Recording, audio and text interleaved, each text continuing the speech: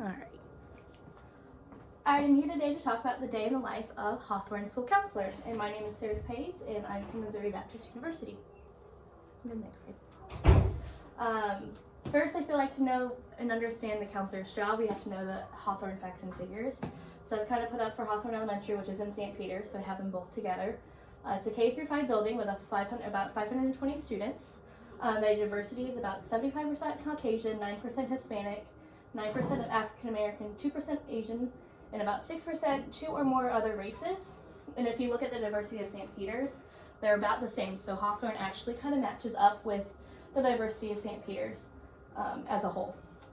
The teacher-student ratio is about 15:1, and the counselor ratio is about 1 to 520. So there's only one counselor in the building. And about 38% of the population is on free or reduced lunch. Next, please. So the counselor wears many hats, and we'll talk about it throughout the presentation. She's a teacher, personal counselor, crisis counselor, a peers facilitator, a group counselor. She's a part of many teams and different committees, and she's most importantly a student advocate and an unbiased student advocate for the students here at Hawthorne. The first one is she's a teacher. She does classroom lessons, curriculum based on Missouri Counselor Standards and the American School Counselor Association standards as well. She meets with each class once a month from September until May, and she collaborates with classroom teachers to meet each grade level needs. For example, first grade just came and they have a tattling issue. So this month, the classroom lessons are about the difference between tattling and telling. Sometimes there are help from outside sources. For example, for Red Ribbon Week, the National Alliance of Mental Health came and taught peer pressure to 4th grade and the importance of drugs, or the difference between good drugs, bad drugs, and how to read a prescription bottle, and the National Alliance on Mental Health came and helped with that. So there's a ton of different lessons. Some of the topics that I've been able to see and be a part of is who and what the counselor is, which is done every year to give a refresher on who and what the counselor is for and how they can help the students and the families. Drug-free and stranger danger is what we kind of focus on for October because of Red Ribbon Week. And I just said we are doing a Title one as well right now. And then respect, responsibility, character education, conflict resolution, kindness.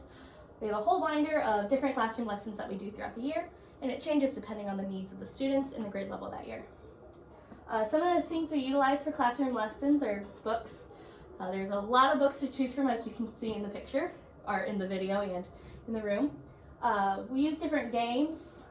We've played bingo before, tic-tac-toe, to kind of get the room as a whole working together. We use coloring pages or craft activities to kind of show what we're talking about. And then for every lesson, there's a take-home flyer for the parents so they can take it home and they can talk to their students about what they've learned today and kind of continue the lessons at home with the families. The next one is individual counseling, and we do a lot of that during the day.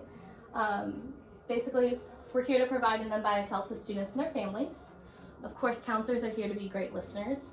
And a lot of the times here I've learned in elementary schools that we problem solve through uncomfortable feelings because our friends don't always understand how to cope and how to deal with the uncomfortable feelings that they have. So we focus a lot on that in the zones of regulations.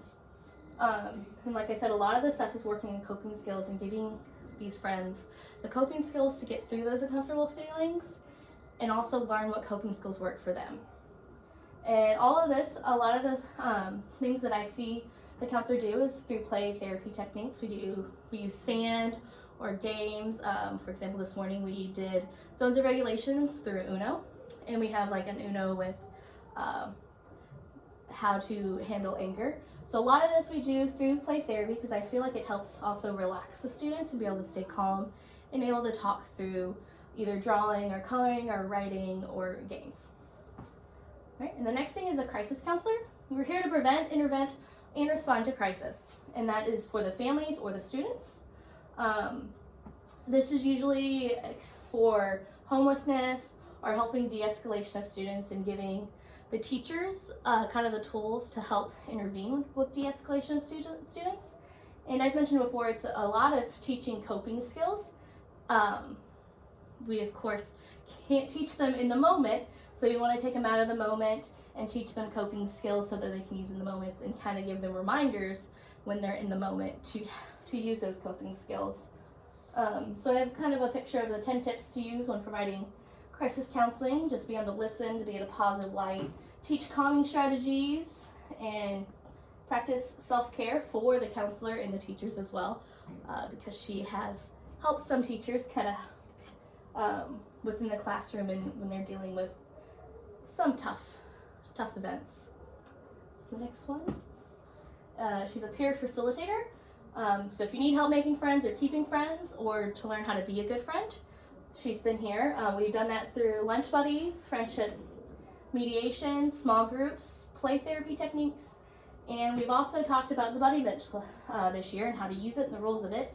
Some of the things that I've really learned is how to be a friendship mediator, and some of the techniques that she uses through play therapy and stuff through that. So I've been able to see a lot of that this year when it comes to helping and keeping those friends. And we also utilize lunch bunches a lot. If someone is having trouble making friends, we kind of choose a couple of friends that they might be interested in, do a lunch bunch. So that's a more smaller group so they can get to know each other. The next one is group counseling. So each year is different with the small groups, and depending on, again, the needs of the students. She also has help through Preferred that comes in with small groups every Tuesday. And this year we're starting some small groups. We have currently one about regulating into the day and starting in the morning. And then we're going to start some friendship, grief, anxiety, self-esteem, divorce groups, and kind of helping control emotions. And then currently Preferred comes in right now and does some self-control small groups as well. But we just get through those kiddos that might need it and who have been referred to teachers to have a small group at least once a week or once every other week. Okay. And then, like I've mentioned before, she's a team and committee member. The counselor here meets monthly with the district elementary school counselors. She meets weekly with the problem-solving team, and also weekly with the social-emotional support team, and monthly with the building for faculty meetings. So she's definitely part of a lot of teams in here just for any social-emotional growth that needs worked on, or some interventions that might help within the classroom. And of course, she's a part of the building team as well. And so she's there to help the teachers and the team. And then she is a part of different committees throughout the year. I put flowergrams, so she kind of helps collect, in case there's a death or a student, she kind of helps collect the money and get that to the teacher, or to the teacher, student, and the families. And then of course Red Ribbon Week, this was the first year that we had a committee for that. But she facilitated that so that we can get some fun events going on for Red Ribbon Week, which we'll talk more about that later. And then of course, above all, she's a student advocate. She's an unbiased advocate for all students.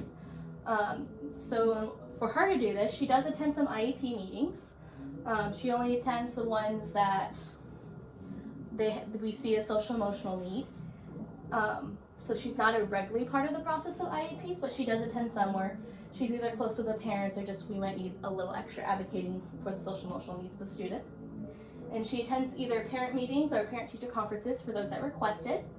We've had plenty of parent meetings come in to see what we can do, whether it's a next step for a 504 or just some referrals for outside resources or inside resources and agencies that come here.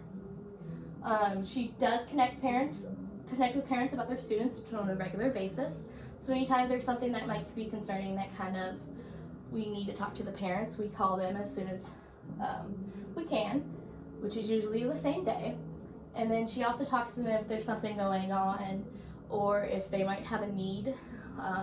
Like for example, right now we're sending out flyers for Christmas events that will help them with food, clothing, and then winter coats. If they need winter coats right now, we're sending out flyers for that, just connecting the parents with whatever resources they need. And then she meets with teachers to help with interventions within the classroom. She does some of this within the teams, but whenever a teacher comes in and just might be dealing with need a little extra help in how to help students or figure out what's going on with their student, that they might not know what's going on when it comes to social emotional needs, she helps them out.